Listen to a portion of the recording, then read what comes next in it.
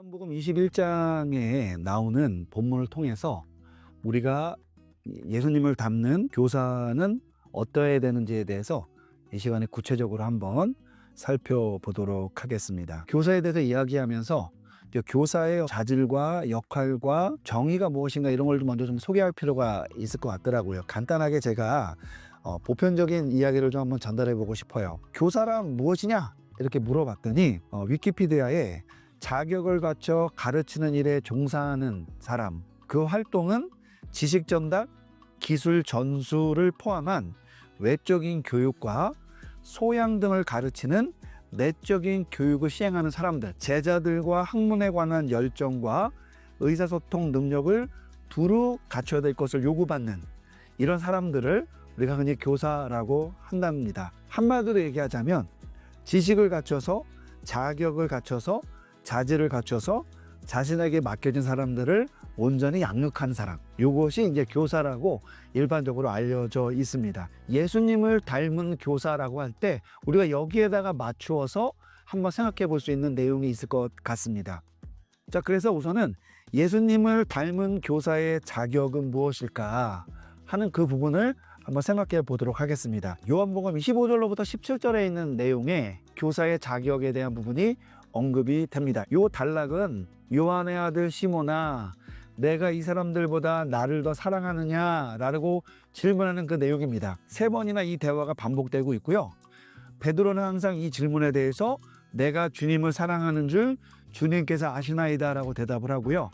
이 대답에 대해서 예수님은 내 양을 먹이라, 내 양을 치라, 내 양을 먹이라 이렇게 이야기를 하십니다. 예수님께서는 신적인 사랑을 물어봤는데 베드로는 인간적인 사랑을 대답해서 아직 베드로가 부족한 제자다라는 것을 이야기합니다. 왜 굳이 이런 대화의 내용이 기록이 된 것일까? 베드로는요, 예수님과 대화를 나누면서 두 번째 기회를 얻게 된 것이죠. 잘 알다시피 베드로는 예수님을 세 번이나 부인을 했지 않았습니까? 근데 예수님께서 세 번을 그에게 질문하셔서 그의 마음을 확인한 것이죠. 근데 여러분, 문제는 뭐예요? 베드로는 예수님이 아가빠오라는, 우리가 흔히 신적인 사랑이라고 질문하는 단어로 물어봤는데 우리가 흔히 인간적인 사랑, 우정을 얘기한다고 하는 필라오라는 동사로 대답을 했어요. 그러면 결국은 베드로는 두 번째도 뭐 하게 된 겁니까? 실패한 것처럼 보여지게 되죠. 이런 걸 얘기하기 위해서 이 부분이 기록된 것일까? 게다가 더 큰 문제는 예수님께서 베드로가 물고기를 잡을 때 그를 찾아오셔서 잡은 물고기를 갖고 오라고 합니다. 그리고 그 고기를 구워서 같이 조반, 즉 아침 식사를 하거든요. 그럼 만약에 예수님께서 베드로와 제자들을 인정하지 않았다면 굳이 그들이 잡은 물고기를 같이 먹으면서 교제를 나눴지 않았겠죠. 더 큰 문제가 있습니다. 15절에 보면 예수님이 아가빠오라는 단어로 질문을 하고 베드로가 필라오로 답변을 합니다. 16절에 가면 다시 한번 예수님이 아가빠오라는 동사를 가지고 질문을 해요. 근데 베드로는 여전히 뭐라고 대답을 하냐면 필라오로 대답을 합니다. 17절에 가면요, 베드로가 다시 한번 대답을 해요. 예수님에게 세 번째 대답, 필라오라고 대답을 해요. 베드로가 여전히 부족하다고 얘기하는 거거든요. 예수님은 이때는 어떠한 사랑이라는 단어를 갖고 질문을 했을까요? 베드로가 사용했던 필레오로 질문을 합니다. 아가빠오 필레오, 아가빠오 필레오, 필레오 필레오. 만약에 아가빠오가 신적인 사랑이고 필라오가 인간적인 사랑이라고 할 때 베드로는 아직 부족한 제자이기 때문에 깨달음이 없어서 필라오라고 대답할 수 있다고 칩시다. 그럼 예수님께서도 베드로, 너는 안 되는 제자고 너는 아무리 가르쳐도 안 되고 나를 세 번이나 부인했고 말귀를 못 알아들으니까 난 너 포기했으니 너는 그냥 필라오나 해라 라고 얘기한 거냐는 거예요. 예수님이 자신의 언어를 아가빠오에서 필라오로 바꿨지만 그가 끊임없이 베드로에게 요구한 게 있어요. 그게 뭐죠? 내 어린 양을 먹이라 15절, 내 양을 치라 16절, 내 양을 먹이라 17절. 예수님께서는요, 그가 어떠한 대화로 베드로에게 다가가든 간에 또 베드로가 태도를 고치지 않았음에도 불구하고 동일한 사명을 이야기합니다. 자신에게 맡겨진 양을 자신의 제자인 누구에게? 베드로를 대표한 제자들에게 위임합니다. 그럼 여러분, 예수님이 왜 필러라는 단어를 사용했을까요? 요한복음 5장 20절 제가 한번 읽어드리겠습니다. 아버지께서 아들을 사랑하사 자기가 행하시는 것을 다 아들에게 보이시고 또 그보다 더 큰 일을 보이사 너희로 놀랍게 여기게 하시리라. 16장 27절 이는 너희가 나를 사랑하고 또 내가 하나님께서 온 줄을 믿었으므로 아버지께서 친히 너희를 사랑하심이라. 아버지의 사랑을 두 번 언급을 하죠. 여기서 말하는 아버지는 누구예요? 성부 하나님을 얘기합니다. 아들을 사랑했다, 너희를 사랑했다. 여기서 사랑했다라는 말은 아가빠올까요? 필레올까요? 우리가 갖고 있는 선입견으로는 당연히 하나님 아버지의 사랑이니까 아가빠오겠죠. 근데 여러분 정답은 필레오입니다. 결론적으로 얘기하자면 아가빠오와 필레오라는 단어는요 크게 의미의 차이가 없어요. 예수님이 베드로와 대화하면서 베드로가 필레오를 고집할 때 예수님은 자신의 언어를 고집하지 않고 아가빠오를 뭐로 바꿨어요? 필레오로 바꿨죠. 이게 바로 예수님께서 우리에게 보여주신 교사의 중요한 자질이 된다라는 거예요. 예수님께서는 베드로의 태도를 우선 인정하시고 접근하셨다는 겁니다. 그가 예수님께 지금 엄청 3번이나 배신하고 물고기 잡으러 와가지고 낚시맨 있는데 예수님이 어쨌든 아가파오로 사랑을 물어보니 베드로가 할 수 있는 대답은 정해져 있었던 것이죠. 내가 사랑한다고 얘기도 못합니다. 주님께서 아신다라고밖에 얘기를 못하는 겁니다. 그런 베드로가 말을 바꿀 수 없을 때 예수님께서 뭘 해준 거냐면 베드로의 말과 언어를 인정해 주신 것이죠. 알아들을 수 있는 대화를 통해 그 사람이 진정 유익된 자리에 나올 수 있게 해주기 때문이죠. 베드로와 예수님과의 대화를 통해 한 가지 발견한 예수님의 놀라운 모습이 뭐였냐면 예수님께서는 베드로를 인정하고 가르치기 위해서 베드로의 말에 그의 언어에 귀를 기울이시고 자신의 표현을 내려놓고 자신이 만난 사람의 언어, 그의 표현, 그의 생각에 자신을 맞춰주었다라는 거죠. 니고데모를 만났을 때도 그랬고요. 사마리 여인을 만났을 때도 그랬고 마르다와 대화 속에서도 예수님은 그러한 모습을 보여준 것이죠.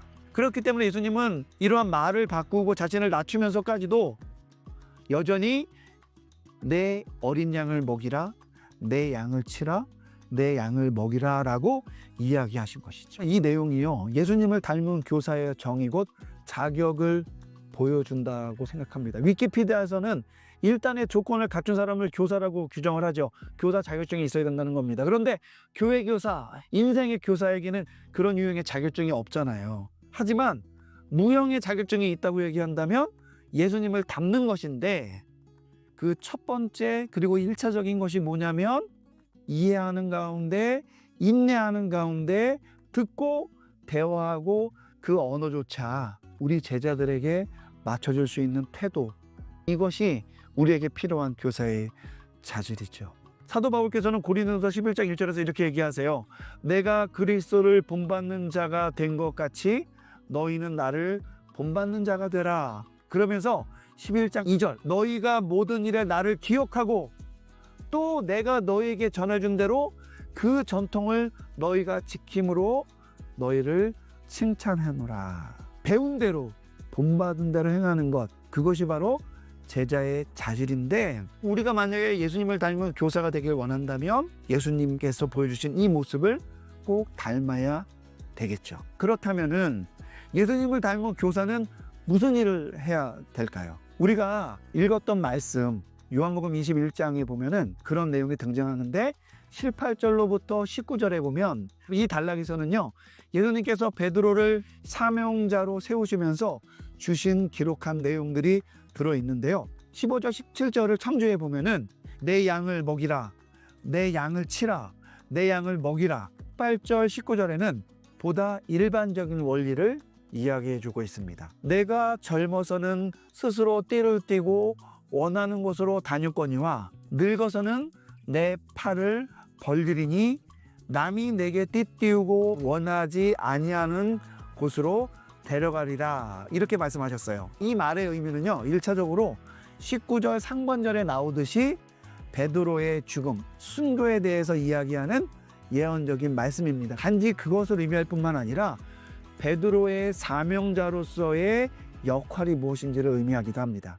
즉 성숙하기 전까지는 다양한 것을 경험하며 성장하고 일을 하지만 사명자의 길에 설 때에는 부르심에 합당하게 헌신과 순종을 해야 된다는 것을 이야기하는 겁니다. 이와 유사한 구절이요, 예수님의 또 다른 말씀과 사도 바울의 고백에 등장합니다. 마태복음 11장 28절로부터 30절, 그리고 이어서 빌레몬서 1장 9절인데 제가 한번 마태복음부터 읽어보도록 하겠습니다. 28절, 수고하고 무거운 짐진 자들아 다 내게로 오라.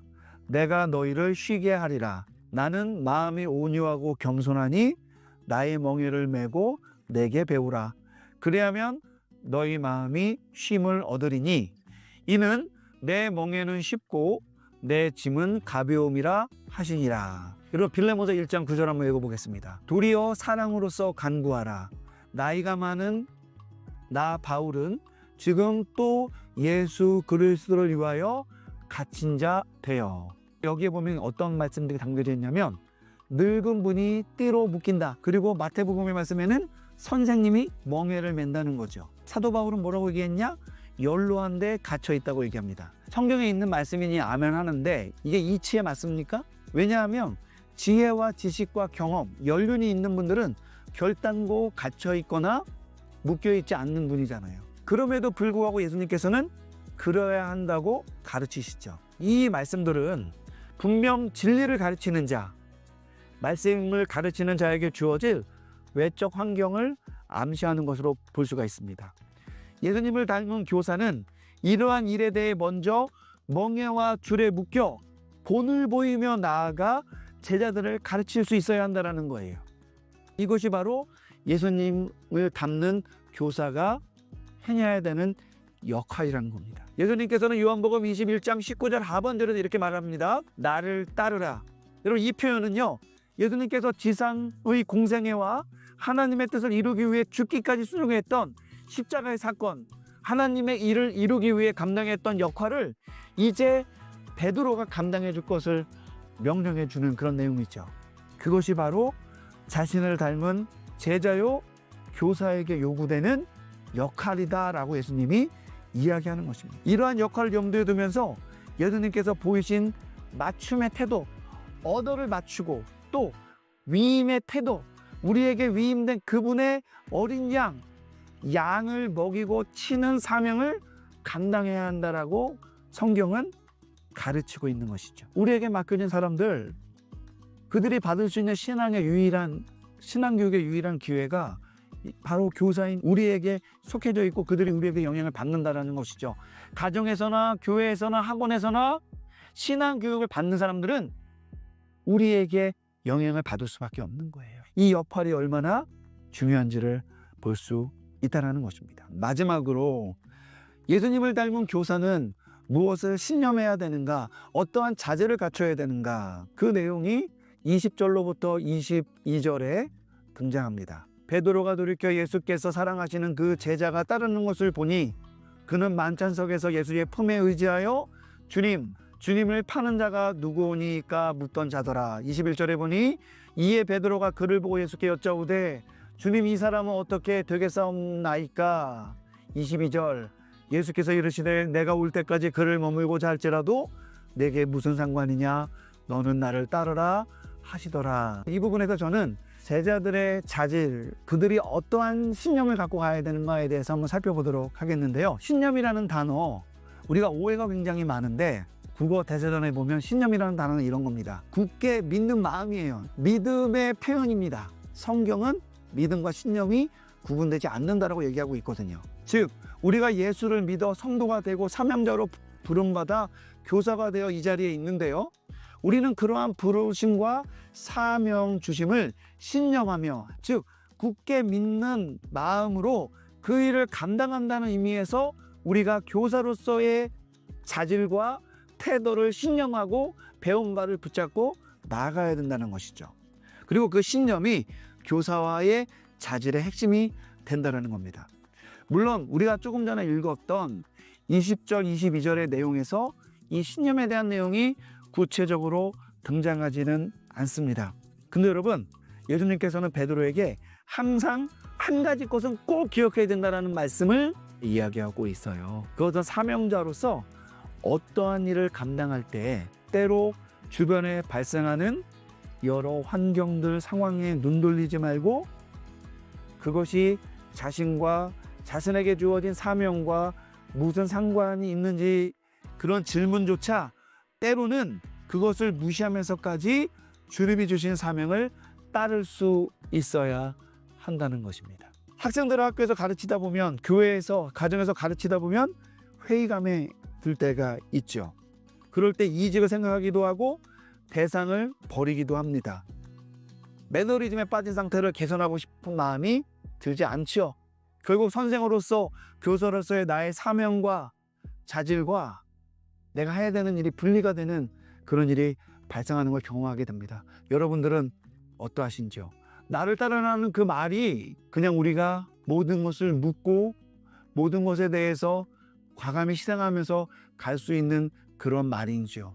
오늘 우리가 예수님을 닮은 교사란 누구인가에 대해서 이야기를 했는데 세미나를 통해 한 가지 전달하고 싶었던 것은 뭐냐면 우리가 예수님을 닮는 일이요 쉽지 않다라는 겁니다. 예수님은요 하나님의 아들이라는 자격을 가지고 법적인 문제로 모든 걸 해결한 것이 아니라 그 자격을 가지고 진짜 그렇게 살아내셨다라는 거죠. 우리가 교사로서 부름을 받았습니까? 내가 학교에서나 가정에서나 어떤 공동체에서 앞에 선 사람으로 부름을 받았습니까? 우리는요 그것을 그냥 얻은 것이 아니라 예수님이 주신 것을 받은 것이라는 것을 기억하면서 우리가 그에 합당한 어떠한 태도와 자질과 역할을 해야 된다는 걸 꼭 기억해 주시길 바랍니다. 예수님을 닮는 교사, 우리 주님이 이 땅에 꼭 와야 되는 건 아니었지만 하나님이 세상을 이처럼 사랑하사 독생자를 주셨던 그 뜻을 따라 그가 이 땅에 오셔서 그가 우리에게 보여줬던 그 교사로서의 모습 닮으면서 우리 역시 헌신 봉사하고 교회를 세우고 주일학교를 세우고 가족을 세우는 그러한 예수님을 닮는 교사 되는 것 우리 한번 노력해 봤으면 좋을 것 같습니다. 그렇게 되기를 주님의 이름으로 축복합니다. 감사합니다.